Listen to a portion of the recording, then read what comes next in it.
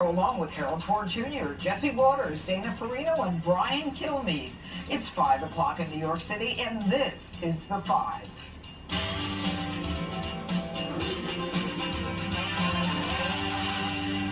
There's an old expression in a little town in Delaware called Claymont, Delaware, a little steel town. And they say, we're like poor relatives. We show up when we're invited and we stay longer than we should. So be careful, we may not go back. President Biden may not be joking about staying overseas given the utter disaster he's created here at home. A whopping 85% of the country says America is on the wrong track, and that includes 78% of Democrats. Apparently, President Biden is irritated by a lack of party enthusiasm when it comes to a potential second term for him. The New York Times reporting the president is, quote, irked by Democrats who won't take yes for an answer on 2024. The Times adding, quote, the president and his top aides have been stung by the questions about his plans, irritated at what they see as a lack of respect from their party and the press. But despite all the odds, Kamala Harris is trying to instill confidence in the sinking ship. Joe Biden is running for re-election, and I will be his ticket mate. Full stop. Full stop. That's it. And as the Democrats panic over their flailing 2024 prospects, the media thinks Hillary Clinton will be the one to bail them out. CNN has begun their push for two-time presidential loser to make another run at the White House. And Gayle King is practically begging Hillary to do it. There's no scenario in 2024 that you would even remotely consider. I can't imagine it. I really can't. But what I don't know. But what I can imagine is staying as active and outspoken as I can. She can't imagine it, Jesse. Yeah. She just can't. The two-time loser wants to go for it a third time. So this Operation Joe Must Go has really picked up after the bike fiasco. People who were on the fence are now definitely starting to throw the guy a retirement party. But you're throwing someone a retirement party and he doesn't want to retire. It's like, Joe, we're going to have some balloons. What kind of cake do you want? And Joe's like, I'm not retiring. I don't want cake. Oh, you're going to have the vanilla. You're going to love it. And he's out. So it's more of a media coup than a Democratic Party coup, because you look at these questions. Dana Bash is asking who's running. Gayle King is asking. Stephen Colbert is asking AOC, are you doing this? They're doing it right in front of Joe's face because he's bad for business. The ratings are down. He's no fun to cover. I mean, you used to go to Martha's Vineyard. You used to go to Hawaii or Mar-a-Lago. What do you go to Delaware now to cover Joe Biden? No one wants to do that. They loved, or West Texas. All right. They loved covering Barack Obama. They loved covering Bill Clinton because those were young, charismatic guys that took the fight to Republicans day after day. Joe Biden doesn't lay any wood on the Republicans. He's fighting Putin harder than he's fighting the Republican Party. And to the media, Republicans are the enemy, and they need to be attacked 24/7. The media cannot stomach putting out poll after poll that shows their guy, who they dragged over the finish line, at 38%. You can see them getting physically ill on the air. And talk about the parent companies, AT&T, Comcast, they're looking at the market every single day. They've lost, 20%? Their stock prices are down. And now the donors aren't happy either, so this thing's almost done. Now the media has basically started the primary. The primary's begun. And now the primary is anybody but Bernie Sanders, because the media hates Bernie Sanders and half the Democratic Party hates him. So they're road testing AOC, They're all like Mayor Bernie. Pete, They and just Kamala. hide it. But everybody knows it's going to be a flop. So the only shot they have is to indict Donald Trump. All right, Brian, I want you to take a listen to this sound of Stephen Colbert sucking up to AOC. I know somebody who's going to turn 35 about a month before the election in 2024, and they represent New York's 14th. Is that job appealing to you at all? I think that... Theoretically. Listen, I think that we need to focus on keeping a democracy. So it's possible. I don't know about that. Go ahead, Brian. Really? To me, she's the king and she's the queen of queens. That's it in her district, and to resonate nationally is a bridge too far. And I would add this: The worst thing President Biden did is have Ron Klain, or what was on volition, give so much credit to the squad. Because he cares more about what the squad thinks than anything else. So whatever his instincts are, it's been swapped by what the squad thinks. So he'll never be in the middle. And what the squad thinks is really answering to a small swath of America should have no shot in the general. What I think is interesting is from David Axelrod to James Clyburn, they're already talking about, in theory, what if Joe doesn't run again?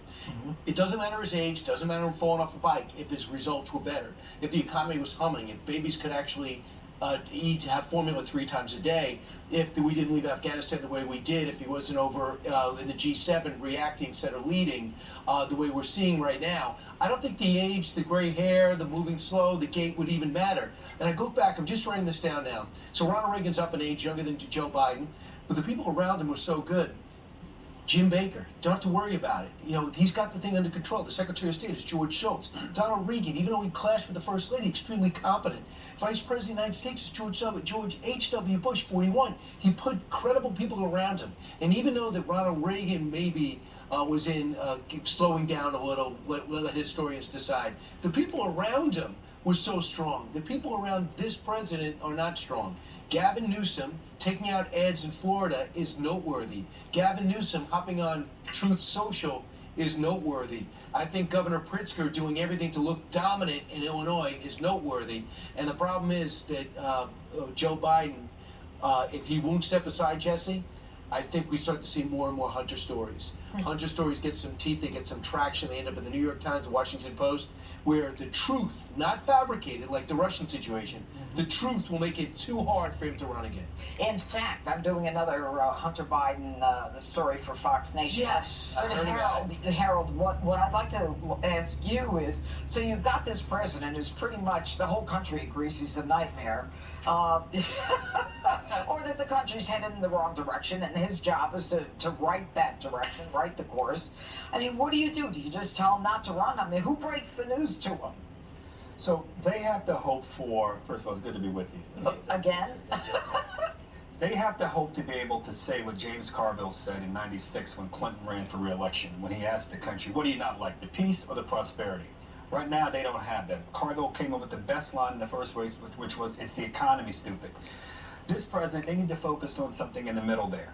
If I were them, I think there's some comments have been made around the table that I largely agree with. Some I don't necessarily think the whole country dislikes him. I think that there's a big part of the country, there's no doubt, Democrat and Republican, like we saw a poll where overwhelmingly 60%. 8 out of 10 think we're on the wrong track. It's a minimum of 8 out of 10. You're right in that regard, Judge. If I were them, every Monday and Tuesday, I have the president in a city where some great crime initiative is happening, where some great education initiative is happening, and talk about ways in which we're going to not only flood the zone there, but help amplify this. 2, I'd build a wall and make it clear we have to if we're going to have a serious border policy. And as a president who goes down to the border, let that be the takeaway from his visit there. 3, reverse the Keystone Pipeline and make it clear, look, we're at a moment, we're at a crisis. We can still pursue a green energy platform, but we have to be cognizant and realistic about where the country is and the prices that people are paying for the things they need most. Clinton lost the midterms in '94. I'm not saying Democrats will, but guess what? He won re-election in '96. Right. Stop talking about what people are saying and complaining about what people are saying about your first 2 years and start doing. Mental acuity, physical acuity, irrelevant if you have policy acuity. That's what I would be focused on if I were in place. I agree with I wish I that, said Dana, that but better. you know what? You said it better than I did. But Dana, You the inspired me. truth is that it doesn't seem the man has the initiative to engage in any of these policy discussions. I mean, already, who's got numbers lower than his, lower than Kamala's? So he can do all the things Harold's talking about, but is it going to matter? Congress and the Supreme Court have lower, and the media have lower poll numbers than the president. Harold, what you're describing is something like the revenge of the body snatchers. None of that is going to happen. I mean, what you're just describing is something that you would do, and maybe you will be running in 2024. That would be great. Are you running in 2024? Yes, answer it now. Unequivocal. No. Okay. So you're saying there's a chance? Okay. I've always thought that President Biden would use the post-midterm press conference to announce he's not running again. And we have it in the notes that I said it'll be like between the Monday and the Wednesday after Thanksgiving, time to reflect on things, talk to his family, and get there. But at this point, the narrative is so loud that he's not running again, he might actually have to file to run for re-election before the midterms in order to stop this chatter. Or he's going to have some big political win. He doesn't have a political win going, and all the vultures are circling. The old vultures, Hillary Clinton, the new vultures, AOC, the current vultures, Kamala Harris. I just want to say one thing about that. You played that soundbite from CNN the other day. Just a couple of hours ago, this is the strangest thing I've ever seen. The vice president wanted to put out a clarification about those comments that she made on CNN, and this is the quote she says she should have said.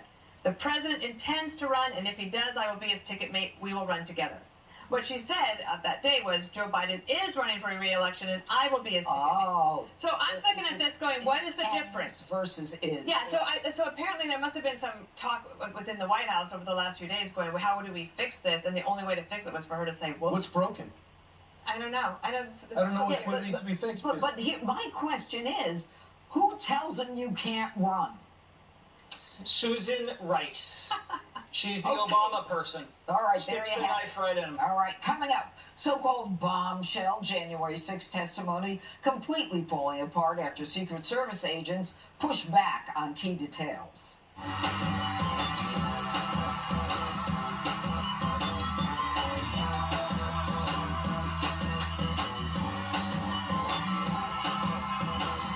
Explosive January 6th testimony now being called into question. Former White House aide Cassidy Hutchinson giving a second-hand account of former President Trump on the day of the riot. She claims she was told that Trump tried to grab the steering wheel of his armored vehicle during an argument with Secret Service about going to the Capitol.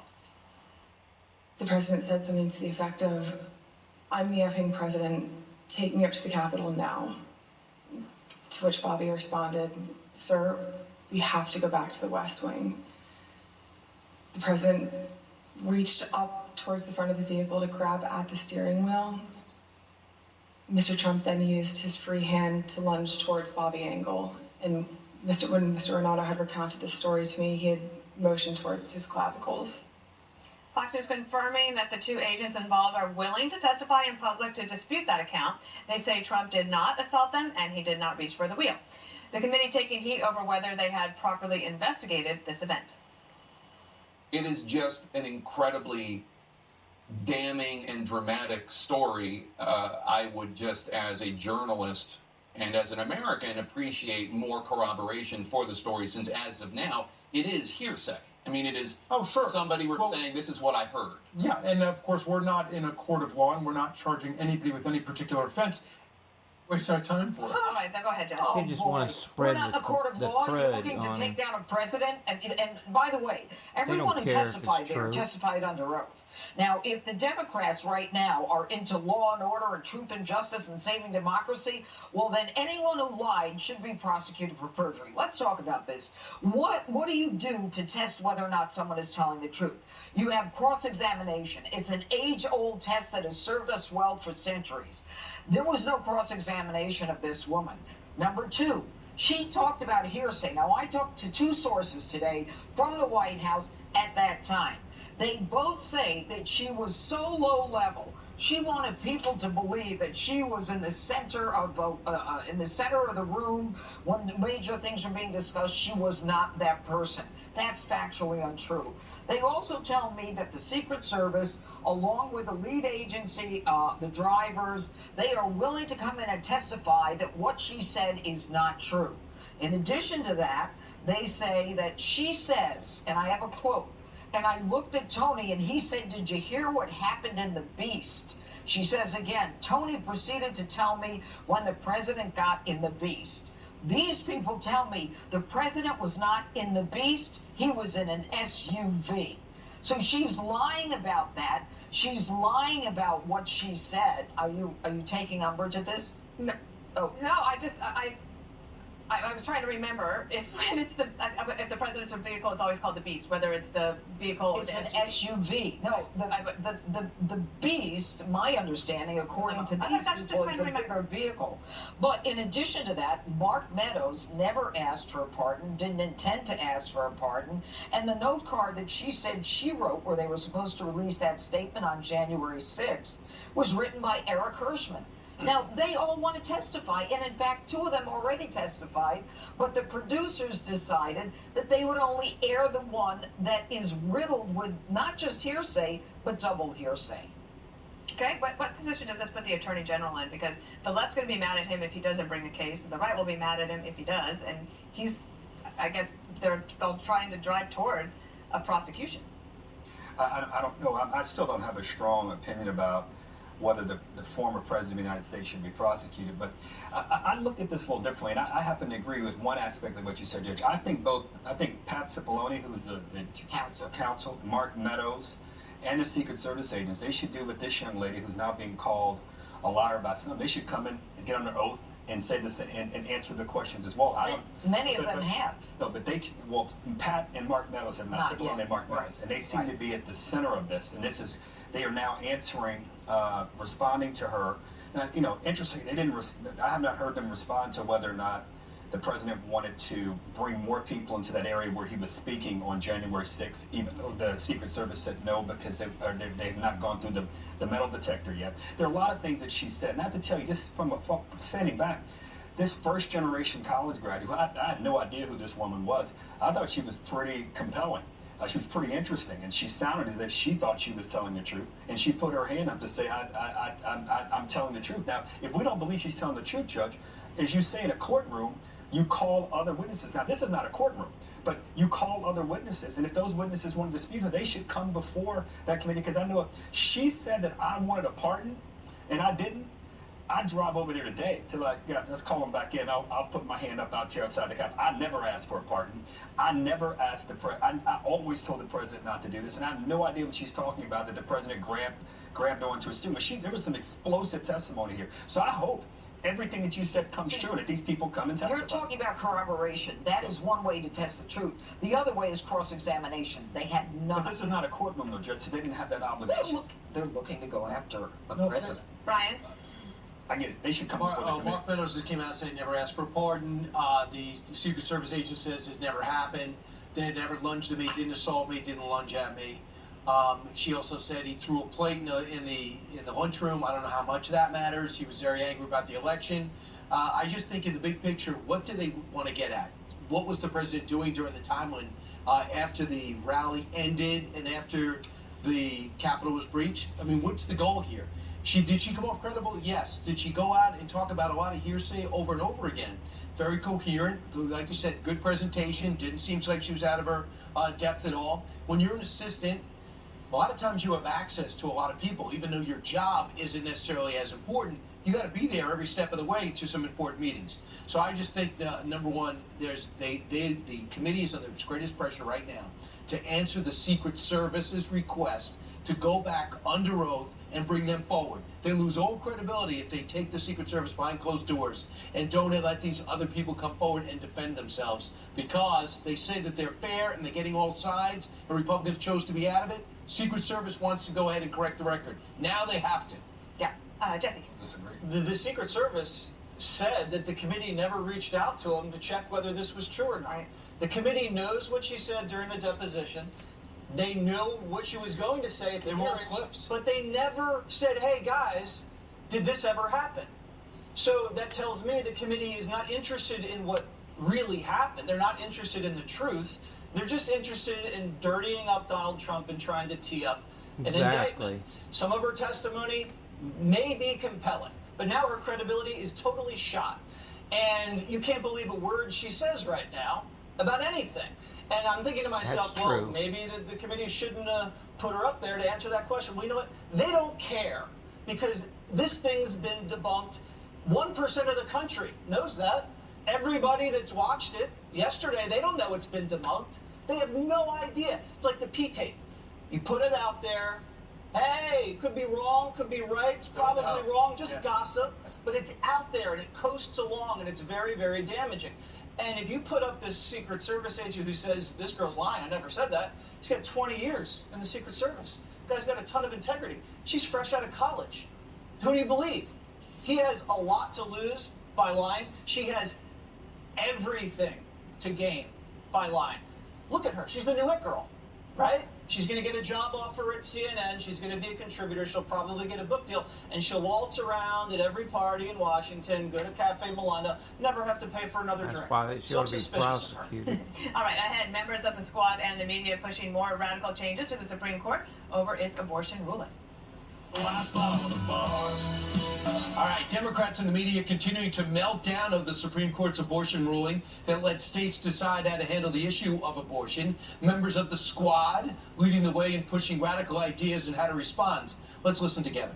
The Supreme Court has engaged in the overreaching of its authority in denying the human and civil rights of any pregnant person. Biden should entertain expansion of the Supreme Court. He should forcefully come out in ending the filibuster. Pregnant person, you could also substitute women if you're looking to expedite the sentence. And the media is losing touch with reality too, claiming this is the end of democracy while trashing middle America. It just sucks, man. It really does. I mean, you know, it's like the country, it's no longer a democracy, right? I mean, it's no longer majority rule. No, certainly not the Senate, certainly not the representation of the Supreme Court. The problem is that middle stuff. Hollywood it's those people always states in gotta the be middle, creepy. that red stuff. Why do they get to tell us what to do when the majority of us live out, you know, New York, California, and we're paying for all this crap, really? Wow. Really? All right, it's the middle stuff, the red stuff. For more on that, let's go to Jesse. Jesse, is she making a lot of sense? The middle stuff puts the food on the table that she's paying for at dinner. They probably put the gas in the car that she's driving to dinner. There'll be no Fox News without the middle stuff. I mean, everything in this country works because of the middle stuff. I want to talk about what the Squad said, that there's going to be a women's strike. Yeah, you're worried about that? I'm a little worried about that. Right. Yeah, of course you I'm are. watching Wheel of Fortune. Who's going to turn over the letters? Great point. That's What, it. is Pat going to have to walk over and turn over the letters? Do you know how much Vanna White makes? She probably makes 6 times as much as I do. And And she does. Right. No, think about the repercussions here, Brian. Our EP at the 5 is a woman. She's not going to show up to work. We're left to our own devices. We're going to go from 1st to 5th, like that. The FBI agents that are women, how are they going to infiltrate Jane's Revenge? We're going to have male guys put wigs on and makeup and have to go. Is this going to happen at home too?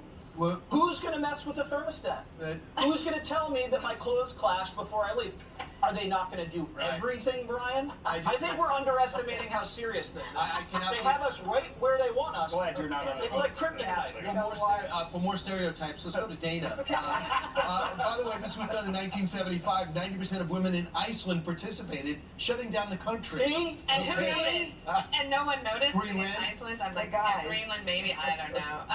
I think that the middle stuff is super offensive, and it's exactly the same type of thing of what Hillary Clinton said in terms of deplorable. Yep. It's the same language. If they do believe it, then they always have to have these really thoughtful discussions about why did we lose another election, and this is why. The other reason that you have the middle stuff is so that you can win World War II. Yeah. Great point. Judge, the middle stuff, if you look at it, they say we don't have a democracy, we don't have majority rule. You have the Senate, you have the White House, you have the House, you have majority rule, and the Supreme Court. Does she even know how government works? These people have no idea what's going on, and that's why I have my head in my hands. How many AOC politicians says don't understand the how... Supreme Court engaged in an overreach of its authority. Does she have any idea what the Supreme Court's job is in terms of the Constitution? Does the last woman, she says we're no longer majority rule. By the way, the Supreme Court doesn't make decisions based upon majority rule the way they want to pack the court. They'll make it another legislative branch. And what makes them think they're the majority, by the way? What makes them believe that? She goes, why do they get to tell us how to live in New York and California? Harold, I think you have a unique point of view because you're from Tennessee. You got Republicans and Democrats living together. You're doing the impossible. So what do you think about this mindset that she just... So I live in New York now, but Tennessee is home. You know, I don't agree with that characterization. I think that I understand where I believe I understand where some of the frustration and angst is coming from when you think about we could very well go back to 50 years ago as relates to choice and freedoms that women have enjoyed. I think as a country we're always looking for it. I don't remember a time when the court actually took rights away from people the way that this case has been done. I agree with you, Judge, that I think the Congresswoman from Queens has it wrong in saying that they don't have this authority. They do have this authority, and the question is, what can you do politically to try to redress it? I do think what we all have to step back and ponder is, the world we want to live in when it comes to the kind of expectation of privacy for people, particularly as it relates to a choice for women in their bodies and whether or not abortions. Is it 15 to 20 weeks? Is this something the country wants? And we should all speak up about that. And pass a law. And we should, and our courts should understand that.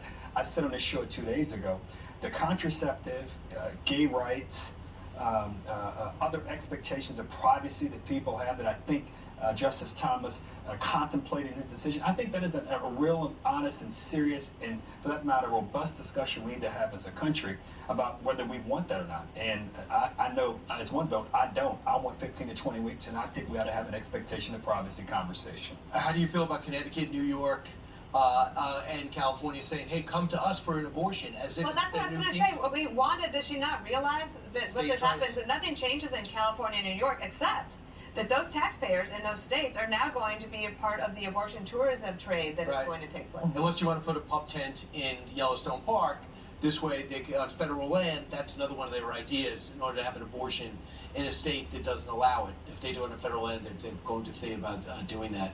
Interesting times. 26 minutes now before the top of the hour, straight ahead. The left apparently doesn't care about the crime surge. Defunding the policing Saturday, hitting West Hollywood. Don't move.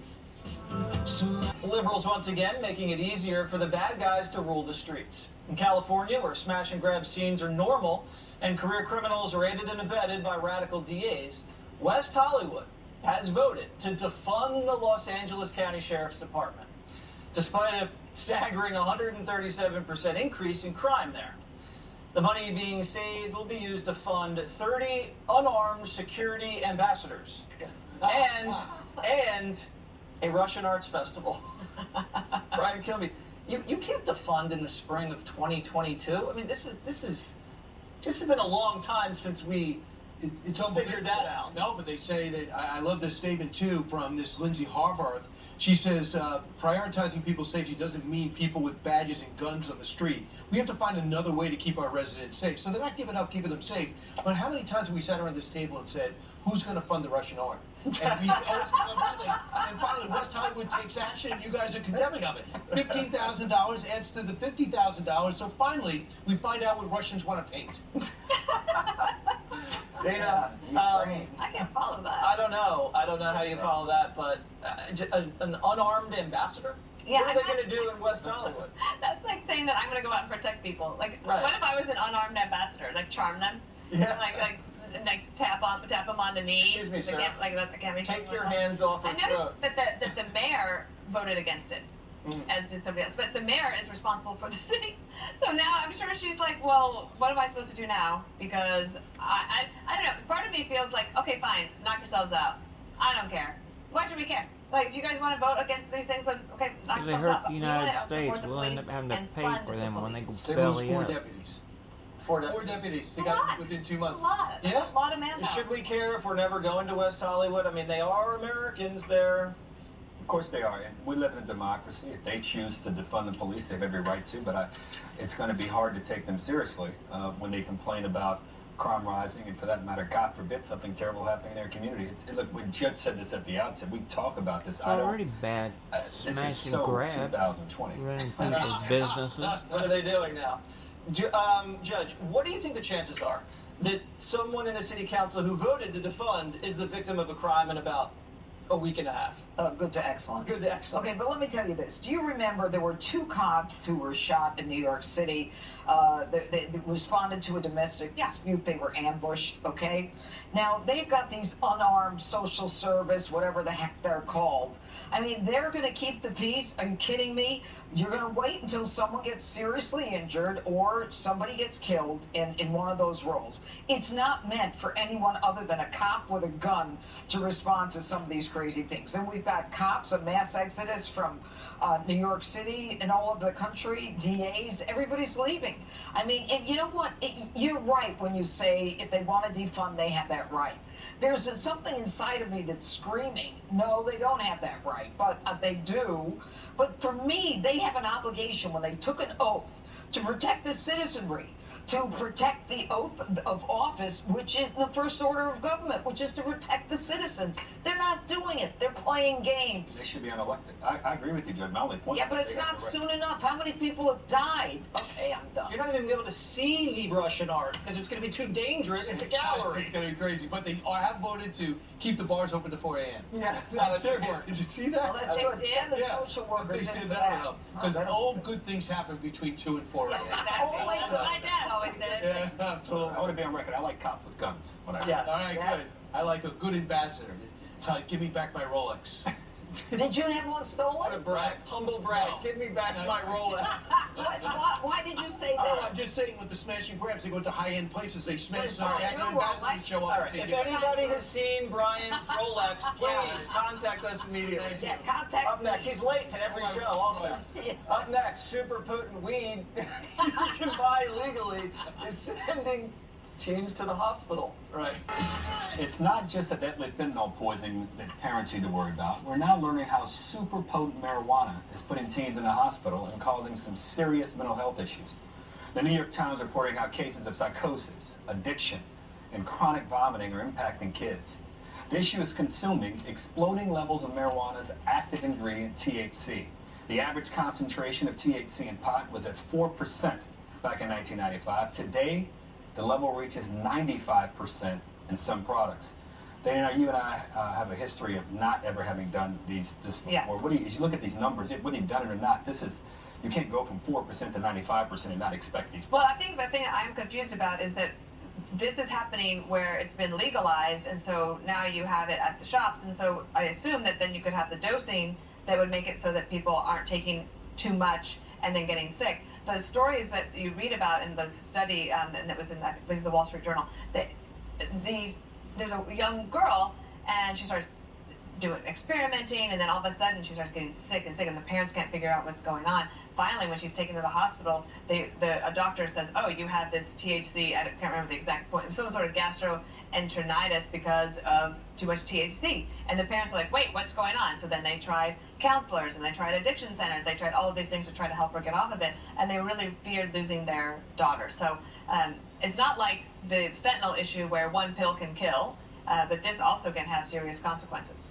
Brian? You get addicted to THC. I've always heard that. In the beginning, they talked about THC. If you want pot, you can't get addicted to it. No doubt about it, it's a gateway drug. I don't care what the stats say. Have you ever noticed friends of yours that start smoking pot and think they're making more sense? No. It wipes out their ambition. It wipes out their ambition. It wipes down their drive. And now we see with this potency up to 17%, with 35% of seniors and 44% of college students trying it. And they say kids' if brains are informed, is especially susceptible to a lifetime of psychosis. But we've made it acceptable, like gambling in society. These are two evolutions that are done purely for financial gain to help states. And now I think they're two terrible things. We're going to regret mainstreaming gambling, and we're going to regret mainstreaming marijuana use. I think Brian makes some good points. Judge, how do you feel about this? Well, as one who's never tried it either, I mean, given my career and what I've done, I believe it's a gateway drug. There are people who will laugh at us for saying that. I also believe that it is a kind of thing that really does beat you up mentally. I just think that the people who use it tend to use it, regularly, frequently, every day. Then they go, now that it's legal, they go to work using it. They can't drive as well. I mean, they're not as focused as they usually are. I mean, it's very dangerous, and people think it's this innocuous, no big deal drug. Yeah, it cools you down, but at the same time, it can be just as lethal if you get behind the wheel of a car, or if you're on an assembly line somewhere, or if you say, hell, I'll try coke now, maybe heroin next time. Does this argue against legalization across the board? I don't know, Harold. Don't do drugs, kids. But if you do drugs, just take one hit and chill for a second. You don't just keep passing it around and around and around and around. Take a hit, sit back on it, and wait. Don't do drugs at all. That's what I'm saying. But if you do it, we'll end it there. Do it that way. One more but don't thing. do it. End it. Right. You finished? Yeah, I'm done. One more Don't do thing. drugs. One more thing. Very unique advice. It's time now for one more thing, Dana. All right, well, we had some sad news today. You will probably recognize this person, Woody Williams. There he is, right there. He passed away this morning at the age of 98. Woody was America's last surviving World War II veteran to have received a Medal of Honor for the heroism he displayed during the Battle of Iwo Jima in 1945. Certainly rest in peace to a true American hero.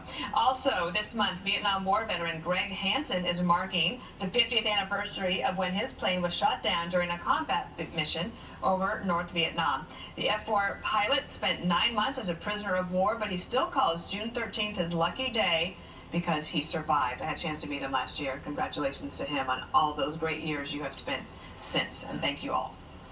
Great stuff. All right, it's my turn now. This is every guy's nightmare, and I want you guys to listen up. Okay, so take a look at this fairy tale proposal. A man bungles a lakeside proposal as a $1,000 ring pops out of the box and falls into the water. Now listen. Oh, come on. Okay, so he was proposing to the love of his life when the diamond ring fell out of the box and in between the gaps in the deck. Friends in swimming goggles scoured the lake for the $1,200 ring, but had no luck despite the horror. Ross improvised by proposing with the promise ring his girlfriend was already wearing. The next day, the poor guy had to go out and buy another ring, and he recreated the entire scene, but hopefully put down a rug.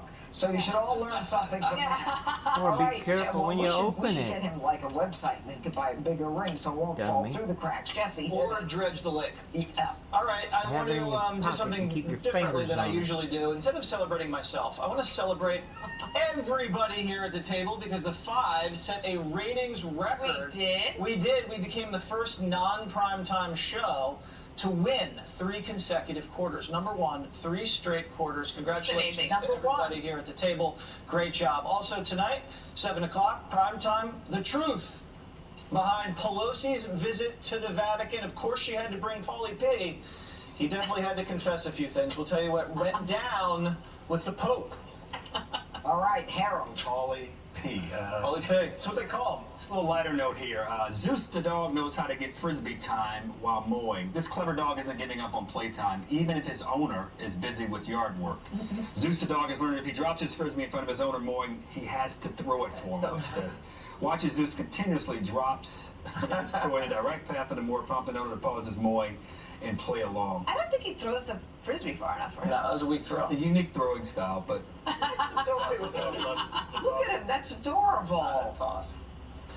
great job, Zeus. All right, Brian, that's it. All right, what made America great? We got a brand new season. I think this is the 9th season. We got the history of Hollywood, the history of oil, how it's done, why we're the best when it comes to law enforcement, how we started. Thank you, Teddy Roosevelt, and so many more. Pat Ryder over in Nassau County, and the history of cars. I think you guys will love it. It drops tomorrow. Also on One Nation on Saturday night. I had a chance to go to the Michael Murphy opening of the Navy SEAL Museum. It's pretty amazing in West Sayville. Of course, the Navy SEALs know how to do it. They know how to open it. It's the who's who of military men that serve, and this museum is one you have to go visit out in West Sayville, Long Island. We're going to have a special feature on that on One Nation clock on Saturday.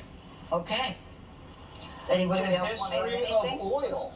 Yeah, we the did history it. of Good cars. idea. Thank you, Pennsylvania. That's where it started. What's you, your favorite Pennsylvania. car? Thank you, Pennsylvania. All right, Better that's go it for for it. us. Special report is up next. Hey, Brett, what's your favorite car? Judge, I know it's not my favorite. That ring in the lake was really painful. And